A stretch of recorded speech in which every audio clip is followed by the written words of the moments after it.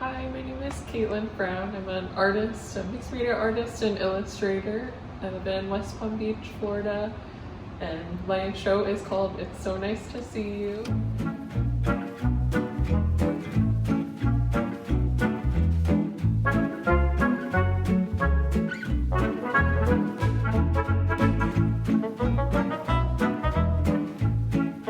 So my process tends to start with a phrase or just an odd interaction in public. I don't know what it is. I tend to just interact with a lot of people on my days out, and a lot of times I hear interesting anecdotes, funny stories, and I find a lot of inspiration in odd signs on the side of the road, the things you may drive by all the time and not necessarily take notice of, just the more mundane aspects of a day maybe. And I'll hear a funny phrase or something in passing and I'll dwell on it, it'll get stuck in my head kind of, and I just have to make art about it.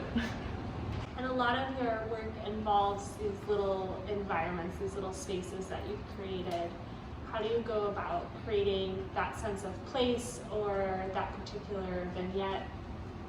Usually I'll start with the figure and work outwards towards the vignette.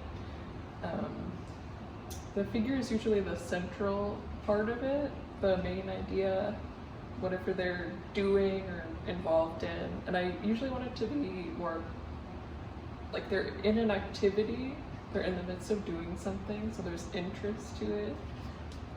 But I usually start with the centerpiece, the figure, and go from there. What is your favorite piece from this exhibition? I think the Mer Manager Jr. is my favorite. I like the legacy of Mer Manager Sr. He's taking over.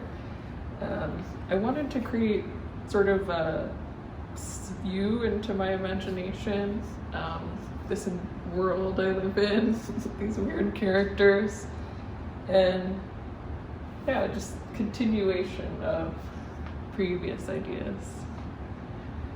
Now when you're working on these different scales, so you have, like, Clippy is really big, but then some of your other things are on a much smaller scale. How do you deal with those kinds of objects? I know some of them are acquired, found, like doll, Barbie, dollhouse related things, but I know you do make some of them too. A lot of dollhouse items are 1/12 scale or smaller, 1/48 scale, and I tend to stick with 1/12 scale, which I've been collecting for probably 20 years at this point. But I'll take a few pieces of existing miniatures and I'll kind of size based on those. For the larger pieces though, it's kind of just free form. Do you call yourself a 2D artist, 3D artist? It's mainly mixed.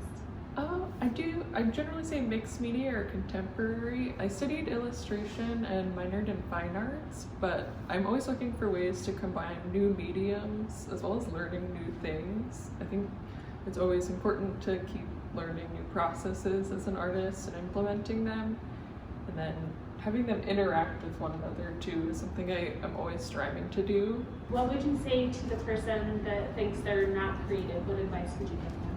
I think anyone is creative. Art is really for everyone, and it's a welcoming space. And then when you're dealing with found objects, do you have any advice on how to get people to think creatively with those things? I tend to look for shapes that remind me of something. When I'm using recycled objects, like finding a shape, say that makes you think of a person or a little bag or something, just start from there. Start with a shape, and I think of drawing that way too. Just look at the shapes.